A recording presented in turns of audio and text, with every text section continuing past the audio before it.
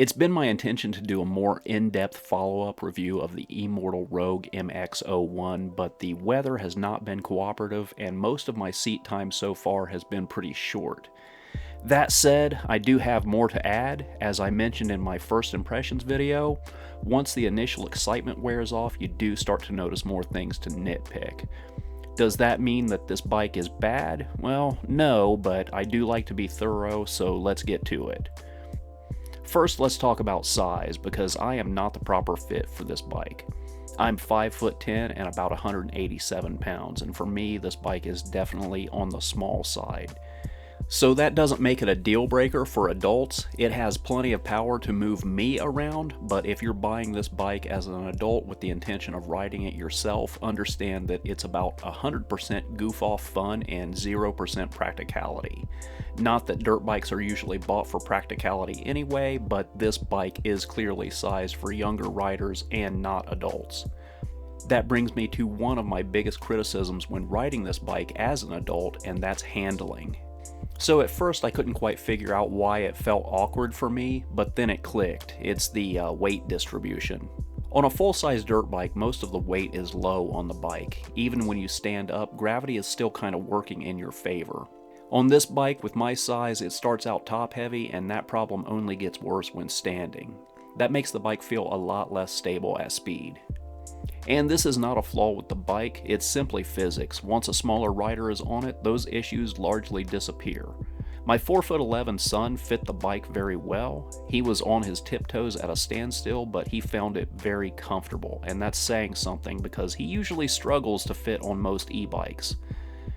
So with that established, this bike is meant for smaller riders and especially for kids, so safety needs to be taken seriously. And this bike is torquey. Years ago, my son learned to ride on a Yamaha PW50. That bike weighed around 90 pounds and made about 2.5 horsepower. The Rogue weighs roughly 33 pounds more, produces about 4 horsepower, and delivers that power instantly through a 3,000 watt mid-drive motor. Add in the massive rear sprocket and you get a very, very aggressive takeoff. Even power level 1 is no joke for a smaller or inexperienced rider.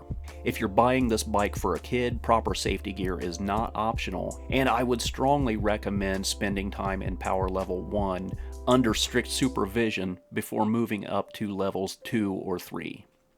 You could swap out the rear sprocket to trade some low-end torque for top speed, but I don't really see this bike as something that most people will throw mod money at. It works really well as a learner bike as long as there's adult supervision and the right expectations. For the short rides that I've done, the 48 volt 23 amp hour battery has been more than adequate. I've never dropped the battery below about 75%, but again, I'm not sized for the bike, so shorter rides are really all I've wanted to do on it. The included 3 amp charger should take the bike from 0 to full in under 7 hours. Most of my riding has been off-road and the suspension feels great. The knobby tires work well in loose terrain. I've had fun riding it in the snow, but even more fun on grass and gravel. Pavement is where this bike struggles, and I can't stress enough that it is not built for commuting. The knobby tires are noisy, they don't grip particularly well at speed, and combined with the bike's size and weight distribution, it can feel pretty sketchy. Immortal claims a top speed of 37 miles per hour, and at my weight I saw about 32 on flat ground, and around 34 with a slight downhill advantage. A lighter rider might go faster, but honestly at my size I wouldn't want to. This bike is best enjoyed for its low-end torque, not sustained high speeds. All of my testing was done between 28 and 44 degrees Fahrenheit. I didn't notice any major performance differences in those temperatures, but longer testing would be needed to say for sure. One of my favorite things about this bike is how small and portable it is. It fits standing up in the back of my minivan, and it's very easy to load and unload for spur-of-the-moment plans. My biggest criticism of the bike is the plastic body panels. The bike is heavier than it looks, and when moving around, I naturally grab the frame tubing, which is covered by these plastic pieces. It's not a question of if they break, but when. I'll probably remove most of the non-essential plastics anyway, and I actually think the bike looks better without them. Speaking of plastics, the rear fender arrived broken. I reported it to Immortal and they immediately shipped out a replacement. I haven't received it yet, so I temporarily installed an old e-bike fender that I had laying around. It doesn't look as good as the stock fender, but it does keep me from getting a soaked back and a muddy butt. The bike comes in black, orange, and white, and honestly, all three look good. The biggest challenge with this bike has been finding a legal place to ride it. This is definitely not a street legal bike. In Ohio, you can't easily register it, if at all. Motorcycles are also prohibited on the rail trails where I do most of my riding.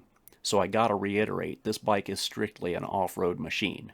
The last thing I still need to do is a proper range test. With December weather in Ohio, that's been difficult. But a range test is coming. I just can't promise exactly when. This was also my first time riding an e-moto. It's a strange mix. It feels more like a motorcycle than an e-bike, but it's still different from both. I found myself reaching for a clutch that isn't there, and feeling for a brake pedal that doesn't exist. If you're coming from traditional motorcycles, take some time and ease into it. So is the Immortal Rogue MX-01 worth it? In my opinion, yes, especially as a beginner bike for a younger rider. It offers a lot of performance for the money. I am a little disappointed that the price has gone up about $200 since my initial video, but that video was made around Black Friday. So if you're interested in this bike, my advice is to watch for sales. I've done my best to give you a clearer picture of what this bike is and who it's for, given the limits of winter testing. I do have more content coming once I can complete a full range test. And if you have any questions you'd like me to address, leave them in the comments. Thanks for watching, that's it for now, and I'll see you next time.